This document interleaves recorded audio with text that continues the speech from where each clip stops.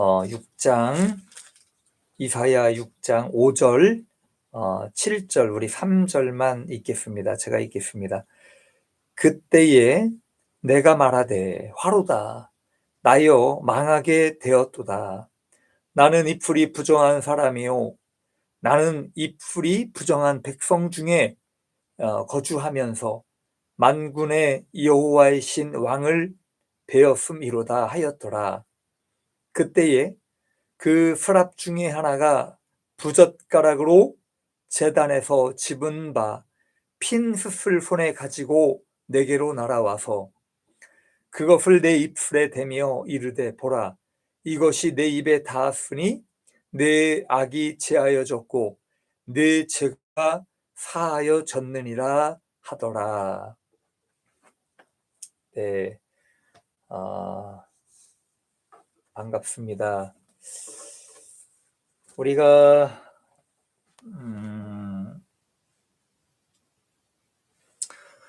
21번째 이사야 강해를 하고 있습니다. 21번째 강해. 오늘 제목은 숯불로 나의 입술을 지져 주소서라는 제목으로 은혜를 함께 나누고자 합니다. 우리가 저번 주에 천사에 관한 이야기를 나눴죠. 기억나십니까? 천사에 관한 이야기를 했는데 사실 오늘 말씀도 저번 주와 연결성을 가지고 있습니다. 그래서 이 서랍 천사가 이사야에게 뭐라고 했는가, 그리고 어떤 행동을 했는가, 그리고 이사야 선지자는 오늘 이 천사를 통해서 어떤 변화를 가져왔는가를 우리가 한번 살펴보려고 합니다. 자, 첫 번째는요, 이 천사가 어떤 행동을 했는가를 우리가 좀 봐야 돼요. 사실 천사가 나타났습니다. 6절에서 이 천사의 행동을 보게 되면 이 서랍 천사 중에 한 천사가 이런 행동을 해요. 제단에서 불집게로, 집은 이제 그 화로에 핀 불덩어리로 돼 있는 그 숯을 잡은 거겠지요. 그래서 이 숯을 가지고 이사야에게 가져가서 이사야의 입술에 가져다 댄 장면을 지금 이야기를 하고 있습니다. 그 숯을 이사야의 입술에 대고 나서 천사가 한 말이 있습니다. 너희의 악이 사라지고 너희의 죄는 사해졌다 라고 이야기를 합니다. 저번 주에 우리가 말씀을 드렸듯이 이 천사의 나타남은요, 그 가운데 하나님의 임재가 있다는 걸 알려주는 거예요. 하나님의 임재. 그래서 이사야는 지금 하나님의 임재를 경험하고 있는 겁니다. 여러분, 거룩한 하나님의 존재를 본다는 것은요, 죄인으로서는 죽음이나 소멸을 당할 수 있는 그런 처지에 이르게 됩니다. 만약에 여러분들이 실제로 하나님의 현현을 본다라고 한다면 어떻겠습니까? 지금으로부터 한 10수년 전에 주님의 임재가 일어났습니다. 한참 동안 주님의 임재가 일어날 무렵에 어느 한 사람이 이런 질문을 한 적이 있습니다. 만약에 주님의 임재가 부활하신 주님의 실제를 우리에게 보여준다면 어떻겠습니까? 라고 질문을 해요. 부활하신 주님, 그 주님 우리에게 우리가 직접 볼 수 있도록 그렇게 주님 해주시면 어떻겠냐 이거예요. 자, 그러자 주님의 대답은 인간이 보는 즉시 소멸된다라고 말씀을 해주셨습니다. 왜일까요? 왜 주님을 보는 순간 소멸이 될까요? 여러분 아셔야 돼요. 인간은 변화되지 않은 이 죄인의 몸을 가지고서 거룩하신 하나님을 보게 되면 그대로 소멸되게 돼 있습니다. 성경에 보면 사도 바울이 부활하신 예수님께서 현현하죠. 나타나지요. 공중에 나타나셔서 그 빛을 보게 됩니다. 그럴 때에 눈이 멀었어요. 자, 그런 것처럼 여러분이 영광의 주님을 배우려면 인간의 죽음을 통해서 완전히 성화가 돼야 됩니다. 거룩한 몸으로, 죄인의 몸으로서는 하나님을 볼 수가 없어요. 그래서 여러분이 죽음을 통해서 완전히 성화된 그런 모습으로 주님 앞에 설 때에만 그 주님을 배우게 되는 겁니다. 자, 그렇다면 우리가 살아가면서 주님을 뵙는다는 것, 우리가 경험을 하잖아요. 주님을 만나기도 합니다. 꿈을 통해서 만나기도 합니다. 그래서 우리가 주님을 뵙는다는 것은 성령 안에서 환상으로 또는 여러 방법의 임재를 통해서 성도들을 만나 주시는 거예요. 그 영적인 경험을 우리가 하게 되는 겁니다. 그래서 이 모든 것들이 우리를 배려하시는, 주님께 우리를 배려하시는 거예요, 사실. 자, 그래서 이사야는 여기 지금 수랍천사를 보는 순간 이렇게 이야기를 하죠. 이제 나는 죽었다. 나는 죽게 되었구나 라고 이야기를 합니다. 천사를 보는 순간에 나는 죽음을 당하게 되었구나. 그래서 수랍천사를 만난다는 것, 여러분 생각해 보십시오. 이 번제단에서 불이 일렁이는 이 천사의 모습과 함께 시뻘겋게 달구어진 이 숯불을 이 풀에 대기까지 이사야는요 엄청난 공포와 두려움을 느꼈다는 거예요. 그래서 실제로 그 두려움을 느꼈다라고 주님께서 말씀을 해주셨습니다. 자, 그렇다면 이사야는 누구인가? 우리가 이사야 강해를 하고 있는데 사실 여러분이 이사야가 누구인지는 잘 몰라요, 사실. 그죠? 이사야가 어떤 사람인가? 그냥 선지자로만 우리가 알고 있습니다. 그러나 선지자가 되기 이전에 이사야는 어떤 일을 했던 사람인가? 지금까지도 미스테리로 남아 있습니다. 이사야의 직업이 과연 무엇일까요? 이전의 이사야는 누구였는가에 대해서 성경은 사실 언급을 하고 있지는 않습니다. 자, 그러나 오늘 이 말씀을 통해서 그의 직업을 두 가지로 우리가 짐작을 해보게 됩니다. 자, 한 가지는 제사장이었다는 거예요. 제사장이라는 이야기가 있습니다. 여러분 한번 보십시오. 이사야는 어디에서 하나님의 임재를 지금 경험하고 있는가? 우리 강성도님한테 한번 물어 질문을 해보면 어디서 하나님을 만났습니까? 처음에 성전이죠. 성전, 그죠? 성전에서 만났어, 하나님을. 저도 마찬가지예요. 저도 하나님을 만날 때 어디에서 그 강력한 하나님의 임재의 체험을 경험했느냐? 성전이었어요.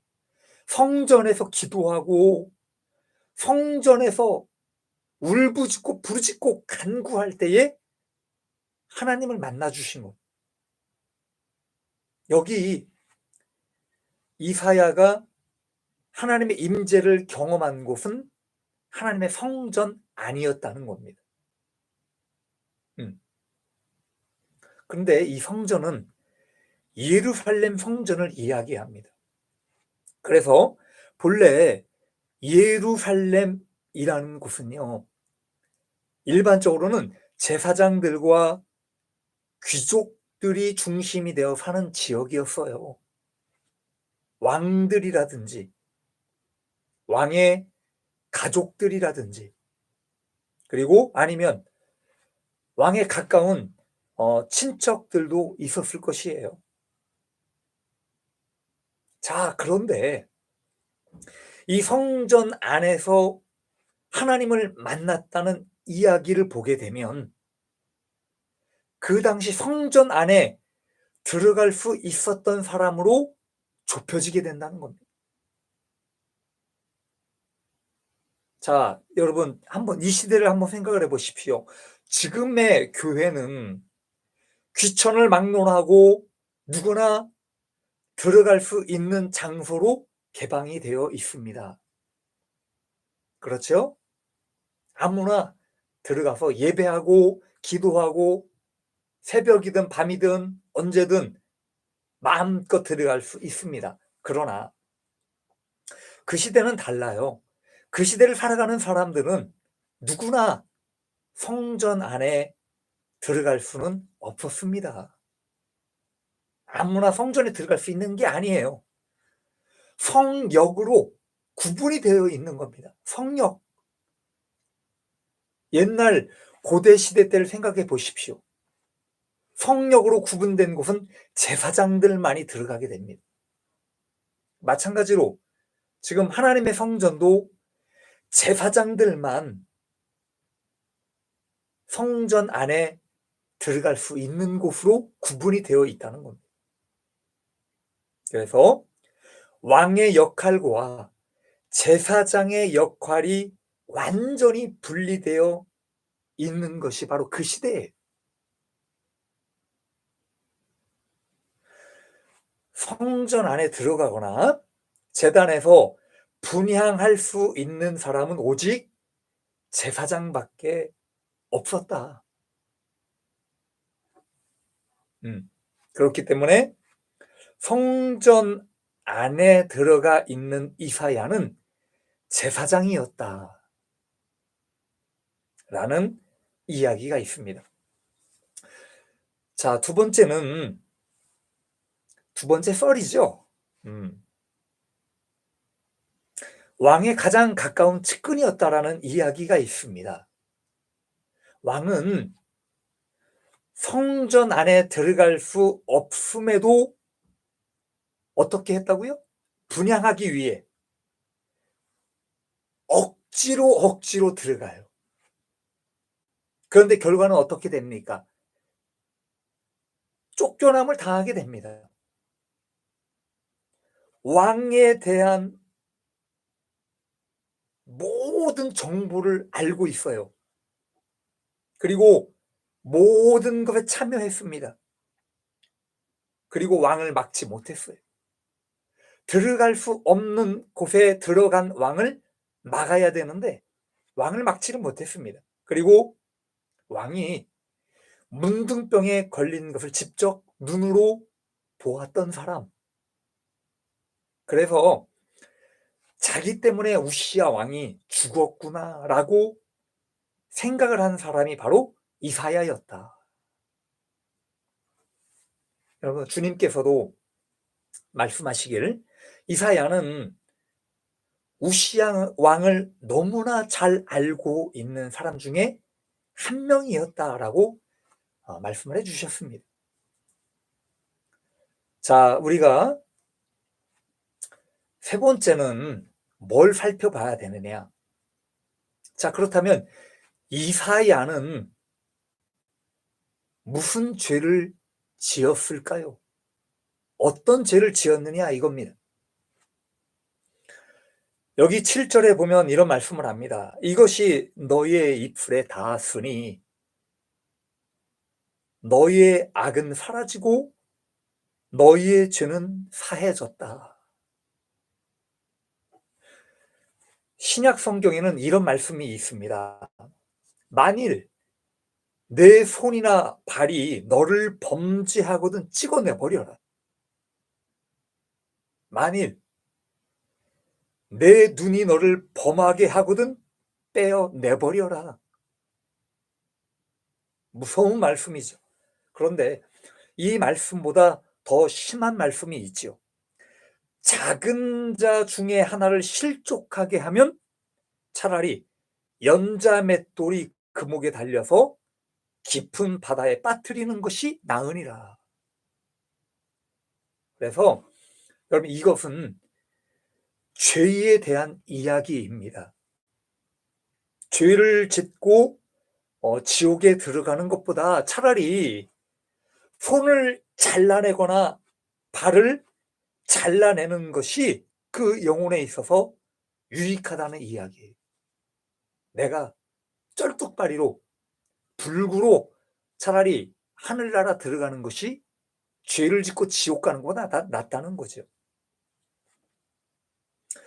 그래서 이사야 선지자가 여기 보면 자기가 지은 죄에 대해서 이렇게 말씀을 하고 있어요. 입술에 닿았으니. 이 말은요, 왜 지금 입술을 이야기하는가? 빨갛게 달구어진 그 숯불로 입을 지져버렸다는 거예요. 이사야 입을 지져버렸어. 왜 입술을 말씀을 하시는가? 여러분, 인간이요, 가장 많이 죄를 짓는 것 중에 하나는 입이기 때문입니다. 여러분의 입으로 죄를 많이 져요. 그래서 마태복음에는 이런 말씀을 합니다. 입으로 들어가는 것이 사람을 더럽게 하는 것이 아니라 입에서 나오는 그것이 사람을 더럽게 하는 것이다.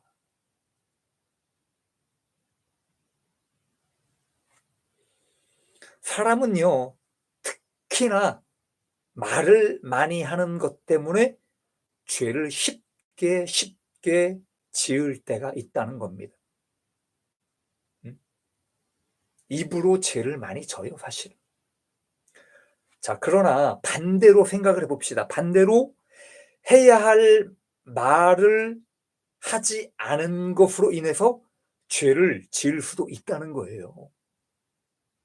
오늘 이사야 선지자는 말을 하지 않음으로써 하나님 앞에 죄를 지었다.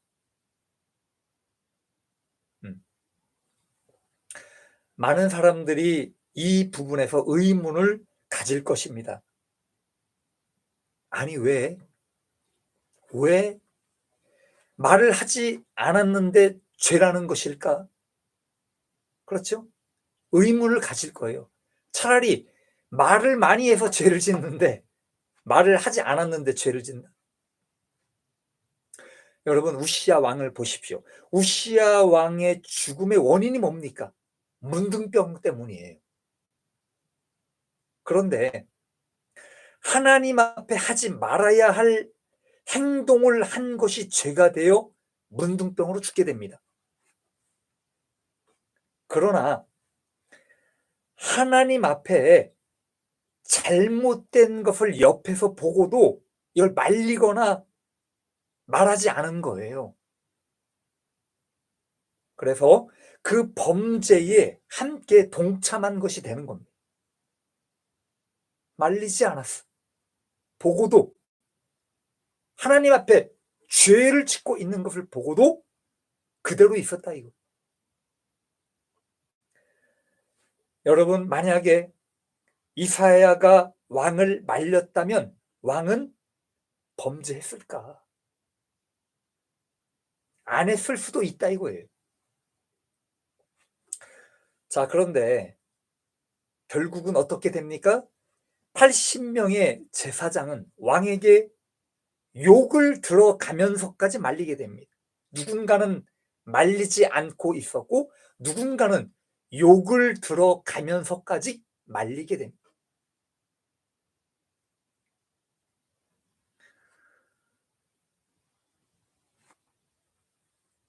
결국 본인의 죄는 본인에게 돌아가고 말았습니다. 그러나 왕의 가장 측근에 있던 이사야는 단 한마디조차 말리지 못했다는 것. 그것은 하나님 앞에 큰 찔림으로 와 닿게 됩니다. 결론을 말씀드린다면 이사야는 우시야가 분향하려고 할 때 말리지 못했다. 우시야가 가장 가까운 자리에서 그 광경을 보고 있었던 사람이라고 주님은 말씀을 해 주셨습니다. 우리 이 말씀을 가지고 한번 적용해 봅시다.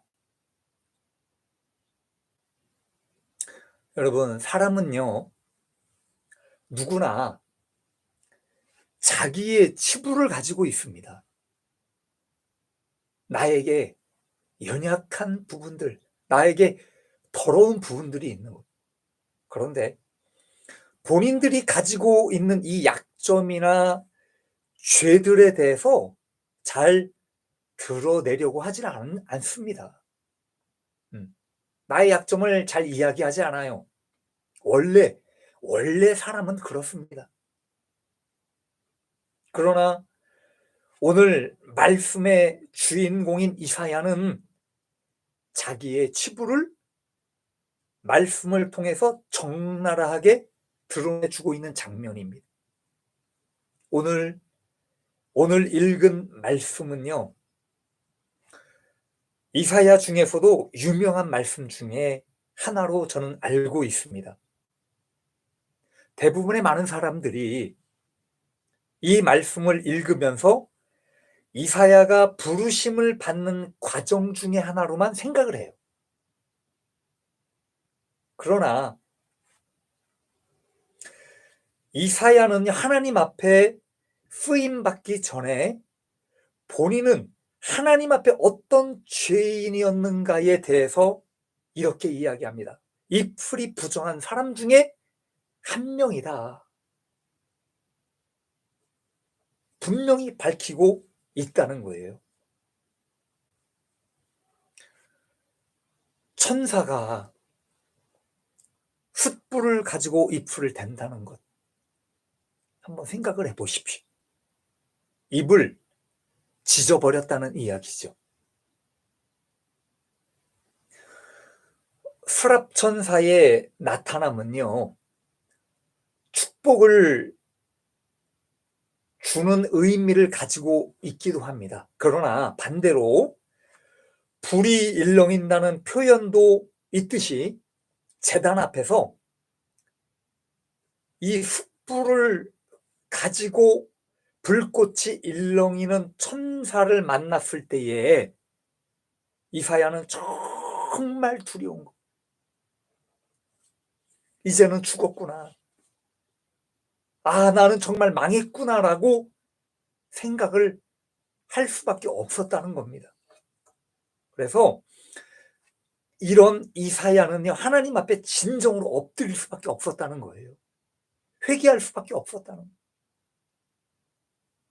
여러분이 죽음의 고통의 어떤 죽음의 문턱, 고통의 문턱에 이르러 보신 분은 알 거예요. 죽음이라는 게 얼마나 두려운 것인가. 특히나 하나님을 모르고 또는 하나님이 어떤 존재라는 것을 알고 있는 사람들은요, 죽음이라는 게 두려울 수가 있어요. 또는 감격일 수도 있는 겁니다. 호불호가 갈리는 거예요. 하나님을 믿느냐 안 믿느냐에 따라서. 성경은 이 풀이 부정한 백성들 가운데 살고 있다고 말씀을 합니다. 우리 모두가 그렇습니다.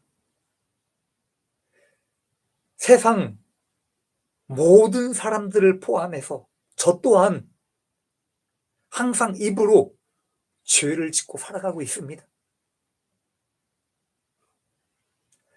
오늘 이 말씀을 듣는 우리 공동체 선교회 식구들 한번 생각해 보십시오. 요 근래에 입으로 지은 죄가 무엇이 있는지 생각해 봅시다. 남에게 말로 아프게 했는지, 남을 비방했는지, 또는 남을 헐뜯고 욕을 했는지 한번 생각해 보십시오. 아무리 남이 잘못됐고 욕을 먹을 만한 사람이라 할지라도 우리는 함부로 남을 향해 좋지 않은 말로 욕하거나 비방해서는 안 된다는 거예요. 꼭 이런 사람들이 있어요. 뒤에서 흉을 봐. 앞에서 욕을 못하고 꼭 뒤에 가서 왜 남 욕을 하냐 이거예요. 특히나 믿는 사람들이 꼭 그런 사람들이 있어요.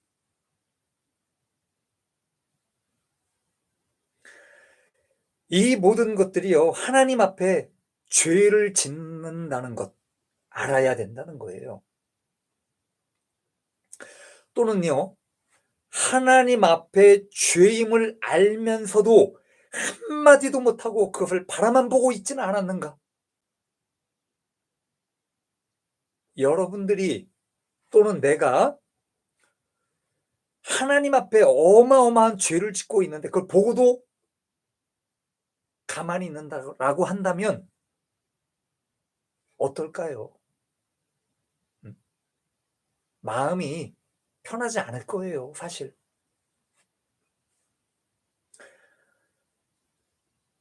이런 모든 것들이 죄가 될 수도 있다는 것 항상 여러분 의식하고 살아가면 좋겠습니다.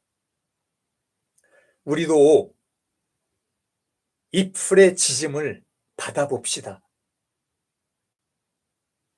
거룩한 성령의 강력한 역사가 일어나셔서 여러분의 입술을 지지고 여러분의 가슴을 뜨겁게 지질 수 있는 그런 체험들을 좀 하셨으면 좋겠어요. 여러분에게 만약에 천사의 모습을 본다면 여러분의 입술도 지짐을 받는 축복이 있기를 바랍니다. 주여, 이사야처럼 숯불로 나의 입술을 지져 주옵소서.